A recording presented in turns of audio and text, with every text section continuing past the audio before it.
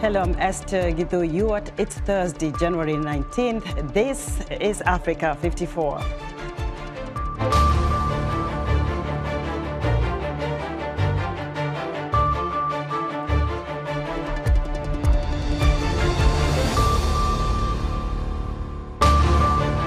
Democratic Republic of Congo police used tear gas on protesters, calling for authorities to enforce the withdrawal of the M23 rebels. Women who escaped from kidnappers in Burkina Faso share their account of the harrowing ordeal. And U.S. President Joe Biden faces a Justice Department investigation over the alleged mishandling of classified documents. All this and more on today's Africa 54.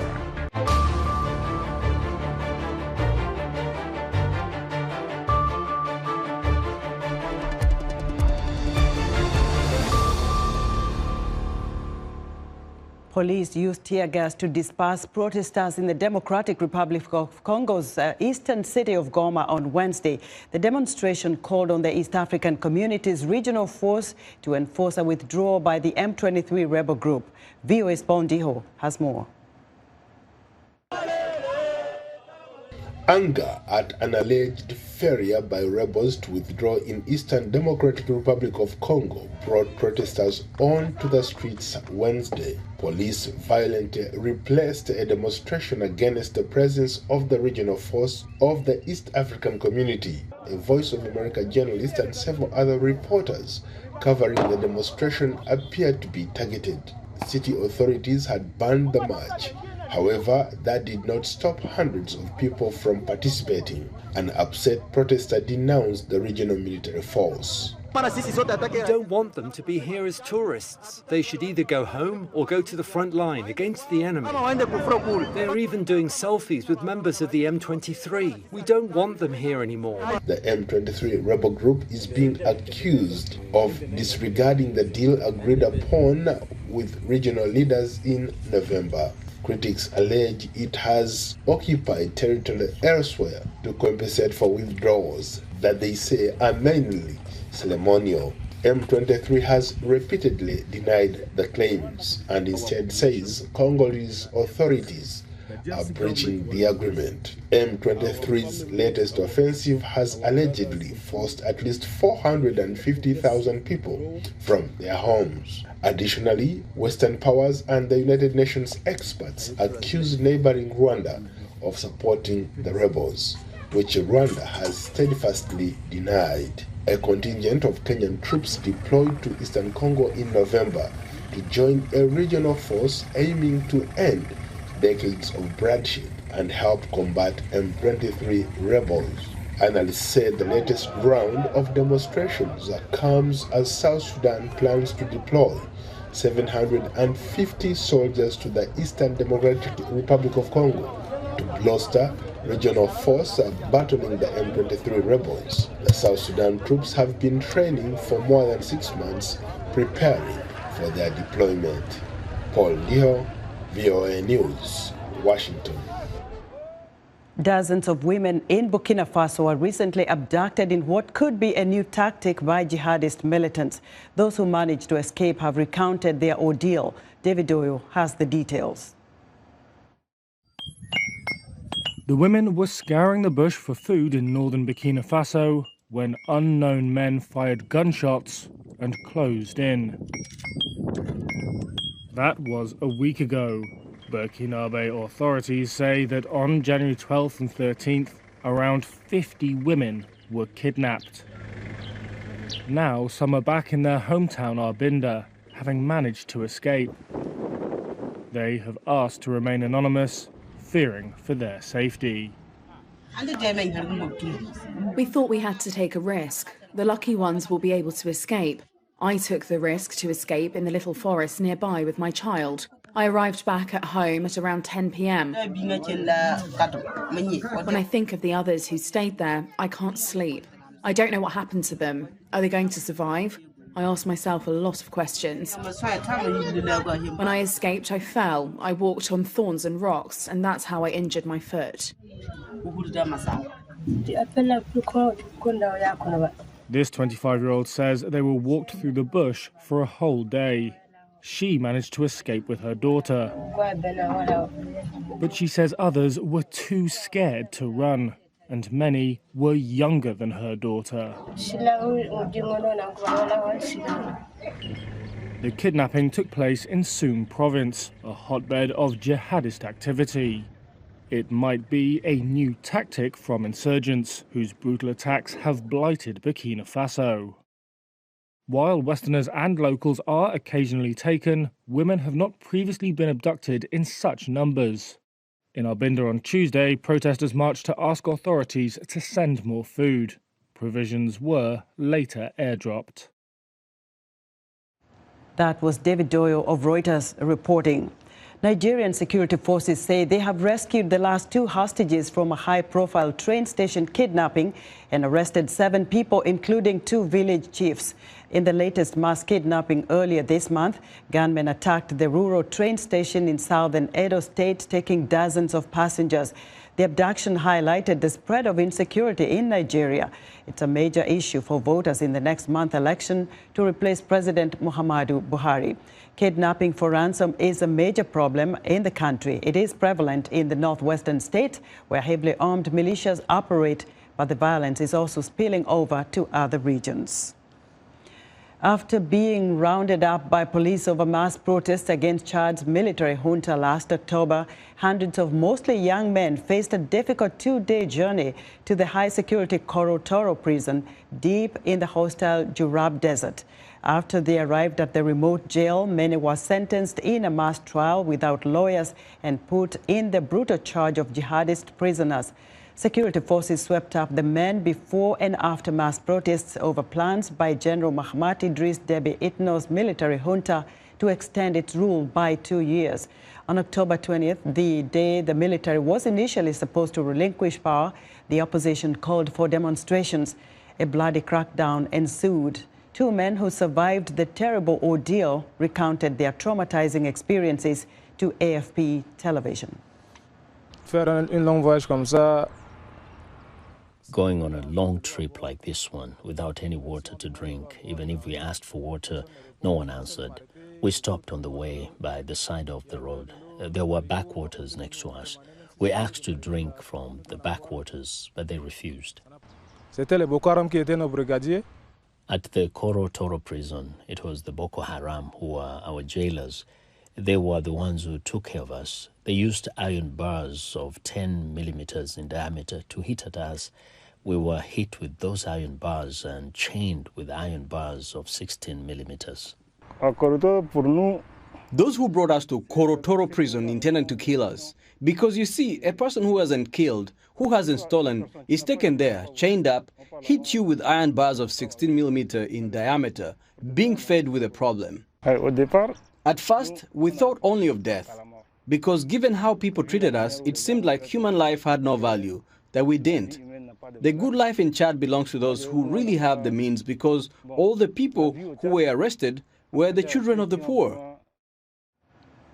According to an official toll, 50 people were killed, but opposition groups now forced into exile say the toll was much higher.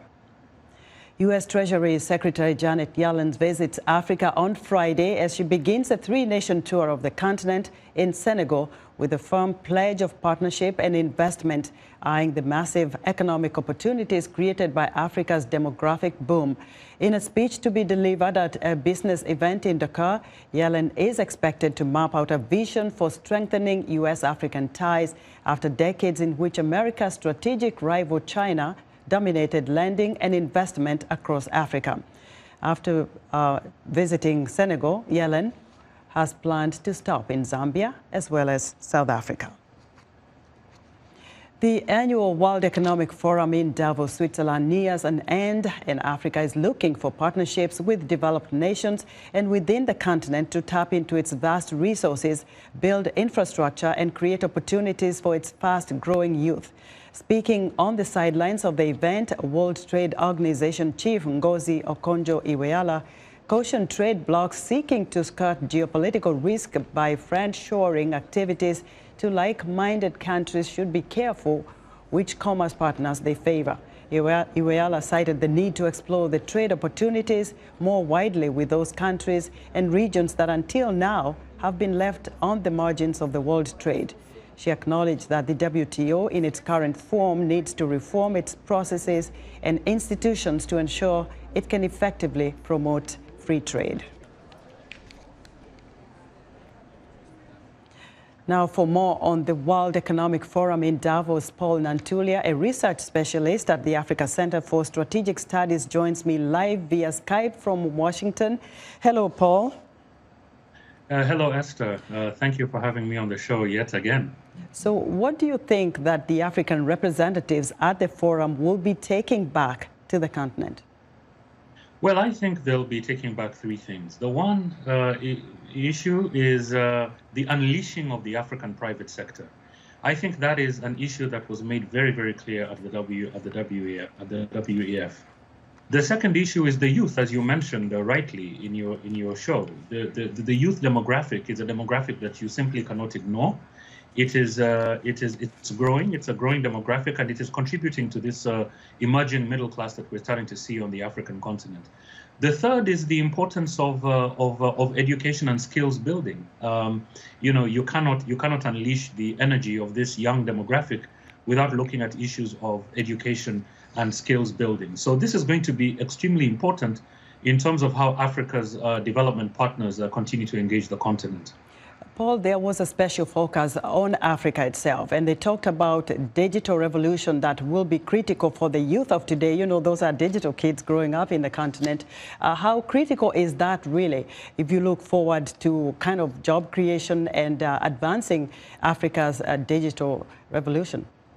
No, I mean, this is it. I mean, we're talking about that demographic. It's very globalized, right? It's very, you look at some countries, right? The penetration rate of smartphones, right, in countries like Uganda, countries like Zambia, is close to 80%, right? These are young people, you know, they are on smartphones, they're communicating with the rest of the world, right? And they've got similar aspirations with young cohorts in other parts of the world. So it's something that you absolutely cannot ignore. I think it's important to remember, for instance, that mobile money, which we now use all over the world, is a Kenyan invention. It was invented by Kenyans in Kenya, was used there initially, right, before it spread to other parts of the world. So I think this just goes to show the level of creativity and dynamism of a demographic that simply cannot be ignored anymore. Paul, you listened to our read on Ngozi Iweala's contribution on this forum, where she talks about the need to explore partnerships with regions that have been left out of the world trade before. What are your thoughts on that, and how key is this to the continent? Well, she's absolutely right. She's absolutely right. I mean, Africa's supply chains run through very many cities in China, many provinces in China, but they also run through places like Japan, Yokohama, for instance, Tokyo. Right, very important Africa supply chains run through there. And also, you know, we don't talk about it, but countries like Brazil and India also have important supply chains to Africa. So I think it's important to recognize that, you know, this, again, it's a young demographic that is developing with all these different supply chains. Just because you're getting a supply chain from a particular country does not mean you subscribe to the political system of that country, right? It all has to do with economics and private sector growth. So, you know, we're talking about unleashing the private sector, unleashing the energy of youth. This is where we should be focused, right? And supply chains have got to be diversified. There's no other way. Africa will not survive otherwise. Paul, we mentioned earlier that Treasury Secretary Janet Yellen is going to Africa. Beginning tomorrow, she'll be in Senegal, heading to Zambia after that, and South Africa. How significant is her trip to the continent, and what is the common denominator in these three countries? Three common denominators. One, again, is youth. You know, the United States, as Janet Yellen mentioned, is looking at this demographic shift that has occurred on the African continent. More than 70%, 80% by some statistics, say that you know, between the ages, you know, the majority the majority population group that you're talking about in Africa is between the ages of 18 and 35. That's number one. Number two, it's democracy, right? Those are emerging democracies, the countries that she's going to be visiting. And the United States government has been trying to get that message across, that it would like to partner more strongly with democracies. The third is innovation, right? Some of the critical innovations that we've seen coming out of the African continent have come from those three countries and their immediate regions, right? So these are the three issues that will be that Janet Yellen is likely to focus on. Of course, it's coming against the back of the visit by the Chinese foreign minister, the new foreign minister, to 6 countries on the continent. And again, that messaging that we heard coming out of the Chinese Ministry of Foreign Affairs was also talking about these very things. So hopefully, these development partners are now starting to recognize that you have a demographic reality on the continent that simply cannot be overlooked anymore. Hopefully, it's a good news story for Africa. Right, Paul, thank you so much for your insight. You're welcome. Paul Nantula is a research specialist at the Africa Center for Strategic Studies right here in Washington. During a visit to Tunisia, Italian Foreign Minister Antonio Tajani said the European nation is ready to increase the flow of legal migrants from Tunisia, but he calls for more efforts against illegal immigration. Le grand problème de l'immigration, que cet influx soit Tunisia, like Italy, are 2 countries that suffer from illegal immigration. That's why we have to find good solutions. We have to share strategies. We have to increase investment in Africa. We have to look at Africa, not with European glasses, but with African glasses. Donc pour essayer, we must try to allow all young Africans to dream at home. The dream must be we stay at home. que l'Italie Italy is also ready to increase the number of regular immigrants trained in Tunisia who can come and work with us in the field of agriculture, in the field of industry. That is to say, to reduce the irregular immigration and strengthen regular immigration. Parce que nous voulons pas. We do not want there to be Tunisian or African citizens who come to us and work illegally, underpaid. We want to have young Tunisians and Africans who can come to us, but through agreements between different countries to have regular workers who can integrate. That was Italian Foreign Minister Antonio Tajani. We're excited to hear what you think about Africa 54 and all our VOA Africa programs on our website at voaafrica.com. Still to come, U.S. President Joe Biden faces a Justice Department investigation over the alleged mishandling of classified documents. We'll be right back.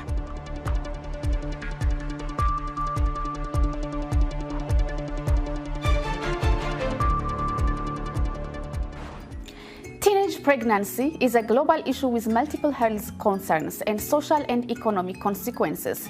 Although the worldwide adolescent birth rate is decreasing, sub-Saharan Africa continues to have twice the global average. This week on Our Voices, we will look at the contributing factors for Africa's high adolescent birth rates. We will also hear from teen mothers and experts on steps that need to be taken to increase girls' awareness of their sexual and reproductive health. Join the conversation each week right here on Our Voices.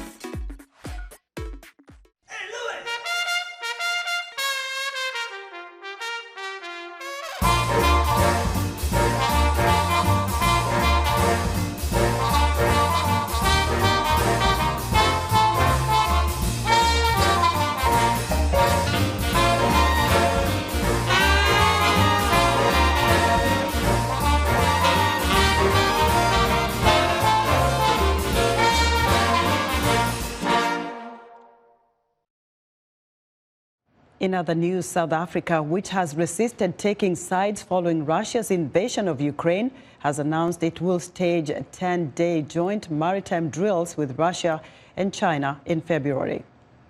Democratic Republic of Congo Finance Minister Nicolas Kazadi says the country expects to reach an agreement on overhauling $6 billion of an infrastructure for minerals deal with Chinese investors this year.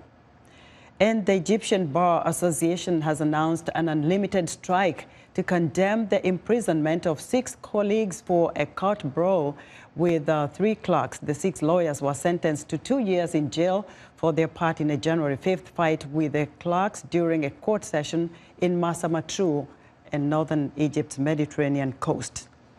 U.S. President Joe Biden is facing a Department of Justice investigation following revelations that documents with classified markings were found in his home and office. VOA White House Bureau Chief Patsy Widakuswara has the latest. It's been a rough week for the White House since news broke that documents with classified markings from the Obama-Biden administration were found in President Joe Biden's think tank and home as early as November 2nd, before the midterm elections. This legal matter, I would refer you to the White House Counsel office. I'm going to leave it there. Not going to go into further. White House Press Secretary Karine Jean-Pierre promised transparency while refusing to provide details, citing the ongoing Department of Justice investigation. Experts say that mishandling of classified documents is a common problem in a country where several million officials have security clearances. Infractions are usually handled administratively. The legal liability exposure to President Biden is slim to none so long as the facts don't change. It's messaging that is really the most important now. So the fact that they withheld knowledge of the second finding of documents at the president's residence when they full knew that this had happened, because it had happened 4 weeks or so earlier, that was an incredible blunder. Last week, Attorney General Merrick Garland appointed Robert Hur as special counsel to oversee the investigation. The former U.S. attorney was nominated in 2017 by then-President Donald Trump, who is also under investigation on accusations of mishandling classified documents. The FBI found dozens of sensitive records at Trump's Mar-a-Lago residence in August, executing a search warrant issued after he ignored requests for months to return them. Republicans accuse Biden and Democrats of applying a double standard. He criticized President Trump. Did he utilize the Justice Department to raid President Trump? Did you think that was right? They knew this has happened to President Biden before the election, but they kept it a secret from the American public. Republicans, who now hold a slim majority in the House of Representatives, have promised their own investigation, including on potential damage to national security.